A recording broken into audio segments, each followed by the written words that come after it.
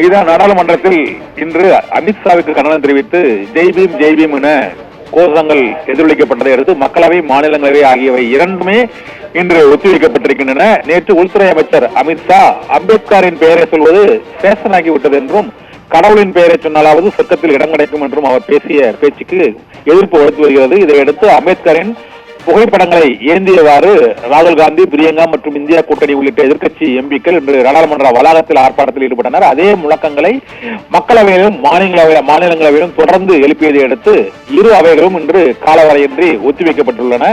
இந்த அவை நடவடிக்கைகள் இரண்டும் இன்று ஒத்திவைக்கப்பட்டதாக அறிவிக்கப்பட்டுள்ள சூழ்நிலையில் மக்களவை பிற்பகல் 2 மணிக்கு கூடும் என அறிவிக்கப்பட்டிருக்கிறது. இதேபோல மாநிலங்களவையும் பிற்பகலில் மீண்டும் கூடும் என மாநிலங்களவை தலைவர் ஜெகதீப் தங்கர் தெரிவித்திருக்கிறார். நாடாளுமன்றத்தில் எதிரொலித்த ஜெய் பீம் கோஷத்தால் உள்துறை அமைச்சர் அமித்ஷா இது தொடர்பாக கருத்து தெரிவிக்க வேண்டும், விளக்கம் அளிக்க வேண்டும் என்று எதிர்க்கட்சி எம்பிக்கள் வலியுறுத்தியுள்ளனர். நிகிதா.